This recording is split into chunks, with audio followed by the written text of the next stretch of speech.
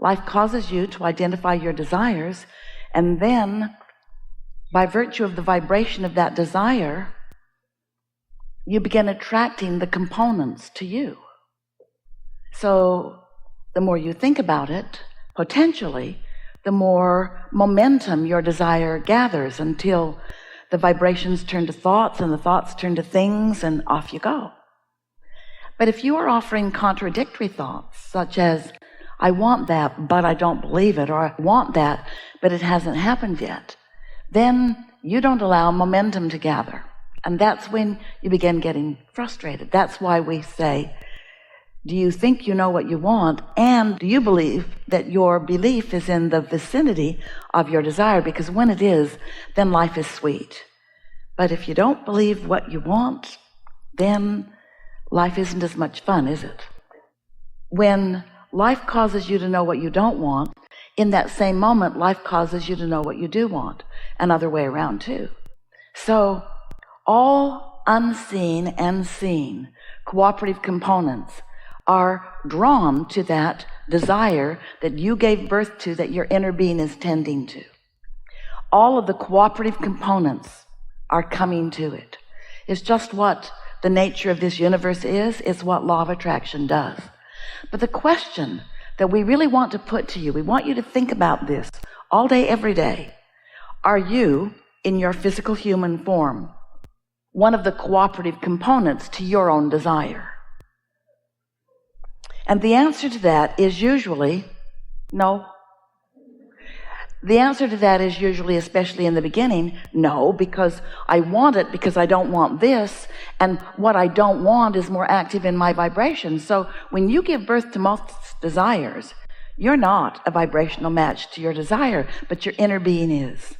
That's the promise your inner being made with you when the part of you came into this physical body, and the part that is your inner being remained in non-physical form. You said to each other, you said, I'll go stir it up and I'll come up with new ideas. And your inner being says, and I'll hold steady to every new desire that you give birth to until you find a way of being a vibrational match to it. And you said, that won't be any problem whatsoever, because it will feel good when I think about what I want, and it will feel bad when I think in opposition. And so we all shook hands and off you went. And you have not been keeping your promise very well. Oh, you're keeping a lot of it. You're stirring it up, and you're living the contrast, and you're giving birth to lots of desires. And those desires are active and alive and real. In fact, they're so real that we call them, they're in a vibrational reality. And that vibrational reality is so real, we've given it the name the vortex. It's this vibrational reality where all of your desires, including your inner being, are, and where law of attraction is gathering all of the cooperative components. So what a good basis and beginning. What a big, big, big thing your creations are, whether you come along for the ride or not. And when you're coming along for the ride, or even turned in the direction of your desires, you feel wonderful. And when you're not so good. And that really is how creation is. We are eager to talk with you about whatever matters to you. And it is our desire today that you can come to a clearer understanding of how this all works, so that you can work with the laws of the universe, so that you can work in concert with your inner being, who holds your desires so dearly and so steadily. Most of all, because life is supposed to feel good to you. You're supposed to be having a really good time. And when you are moving in the direction of your own creation, that's where satisfaction comes from. In fact, that's the only place that satisfaction comes from. When you are in sync with your inner being, you feel great. And when you are pulling in opposition, you don't feel so good. And that's why we're wanting to turn your attention toward the idea of satisfaction. When you move in the direction, in other words, when you say, I would like a new house, and your inner being says, we would like a new house. And the entire universe says, how can we help? And law of attraction says, we'll gather all of the cooperative components. And you say, I would like it to look like this. I would like it to feel like this. When I live in it, I would like to feel like this. So much information is contained in that brief statement because you've lived in a lot of houses and you've lived a lot of knowing what you don't want and knowing what you do want. And so without you giving too much time or really attention to this subject, off you go. The new house is underway. In fact, it has been for quite a while. So then you complain about the house you've got because you want to justify the new house. And in doing so, you're not in the receiving mode, so nothing moves forward as far as you are concerned. You're sort of stalled out right away. But then let's say you decide you're going to meditate. You do it every day. For 15 or 20 minutes, you quiet your mind. You stop all thoughts. So you stop all resistant thought. And as you meditate, your vibration rises. And as your vibration rises, you become vibrationally equivalent with your inner being and your inner being's knowledge about your new house. And now you are in vibration alignment with your own desire. Now ideas begin to flow to you because you're in the receiving mode of what your inner being knows about this. And you find yourself collecting data. You're in the right place at the right time. Things just start falling into place for you. Ideas start flowing. And when they do, because you are in the receiving mode, it gives you life. It's life-giving to you. You feel exhilaration about it. It feels really good to you. While you're in the receiving mode and those ideas are streaming to you, you don't maybe realize it, but your vibrations are turning to thoughts and your thoughts are turning to things. And you're standing on the brink, on the brink, on the brink, on the brink of the next and the next and the next and the next and the next. And that's all that is required for your new house to become a reality. Now you may be thinking, what about the money?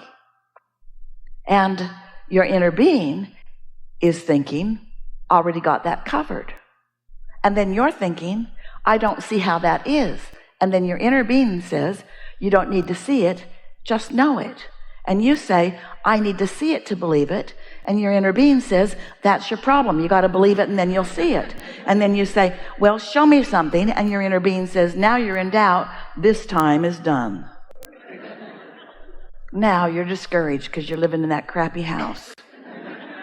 Got yourself all jacked up about a new house and now can't even imagine being there. In fact, you're so disappointed that everything about your house is annoying you. Television isn't working today and neither is the air conditioning. In other words, one thing after another. So you sort of get the sense of what we're talking about. What we're asking of you is to accept some things that as physical humans who have been translating through your physical senses, who are accustomed to facing reality, it's not an easy thing for us to ask you to face your vibrational reality, to try to find the satisfaction of a reality that is in the making rather than a reality that is already made. And we also want you to hear that it's your attention to the reality that is already manifested that keeps you from allowing the reality that is in the making to come into your experience. So, you kind of got the hang of that, didn't you? You understand about law of attraction. But do you know that you create your own reality? Do you? Do you? Do you? We think you do. Do you know that law of attraction is always working? It's responding to whatever your thoughts are? We think you do. Do you think you have control of your thoughts? We don't think that you think you've got control of your thoughts. And the only reason is because you're more observant than you are caring about feeling satisfied. So let's move forward. Let's talk about whatever you want to talk about. And we'll keep wedging our message in the crack. Hi. I have two questions, but the second one was following the meditation, so I figured I'd go with that one first. Sometimes when I meditate, I get really tired. And it seems almost just like, okay, now I want to take a nap. And that seems kind of counterintuitive, I guess, to why you would be meditating. So I'm kind of wondering what that's about. Well, there's a difference between napping and meditating. And the difference is different benefits. I don't fall asleep, I just feel really tired. When you quiet your mind and stop resistance, usually the opposite happens. You usually find yourself somewhere between satisfaction and feeling really frisky. It depends upon how much momentum you've allowed. But if you're feeling tired, then you may be meditating to try to overcome resistance. And you may be taking the resistance into the meditation, and you may be focused upon what you're trying to get rid of during meditation. You see what we're getting at? Yeah, I've been kind of focusing on the feeling, like what it feels like to feel the energy of, the universe and positivity, and I kind of get this tingling in my body, and it feels really good. Those are all indications of alignment if you're getting those kind of sensations. If you meditate earlier in the day, it's better for a number of reasons. Usually you're more rested, and usually there's less resistance the earlier in the day. Sort of like early flights, there's fewer dominoes. So the earlier the flight, the more probability your flight's going to be on time. The later the flight, and the more things of the day could maybe interfere with your flight. It's kind of like that. The earlier in the day you meditate, the less resistance that you introduce into the equation. Okay, and I generally do that. I get up and, brush my teeth and that kind of thing, but then I meditate and, get on with my day, try to take a walk. How long are you meditating? I set my timer for 18 minutes. That's a good time. Yeah. Sometimes I'll be kind of done. I feel sort of done before then, and I'll look at my alarm and it'll be 16 minutes have gone by or something like that. It's important to realize that the subject of meditation is kind of an awkward subject for most humans anyway. It's becoming more and more popular, but it's sort of a weird thing. And the reason that most people feel resistance to it is because you have trained your mind, your awake mind, to be interactive and responsive.